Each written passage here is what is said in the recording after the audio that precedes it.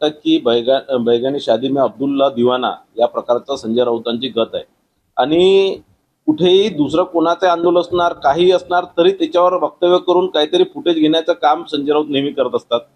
आता कोणत्याही गोष्टीला विरोध करायचं आणि काहीतरी मीडियामध्ये यायचं हाच या प्रकारच्या छोट्या मोठ्या संघटनेचा केविलवाना प्रयत्न असतो. मला असं वाटतं त्याला काही खूप लक्ष देण्याची गरज नाही. ते काँग्रेसचं तर मला असं वाटतं की ज्या प्रकारे कॉंग्रेस जनता पार्टीने एक पेपर फुटीचा विषय घेऊन इतकं मोठं आंदोलन उभं केलं, कुठेतरी काँग्रेस पक्षामध्ये असं सुरक्षेचं वातावरण आहे. कुठेतरी काँग्रेस पक्षाला स्वतःचं विरोधी पक्षाचं जे स्थान आहे, जी स्पेस आहे ती कुठेतरी संपुष्टात येताना दिसत आहे.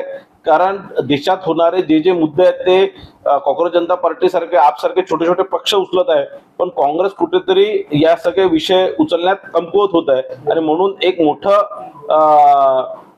एक अस्थिरतेचं वातावरण किंवा असुरक्षेचं वातावरण काँग्रेस पक्षामध्ये आहे.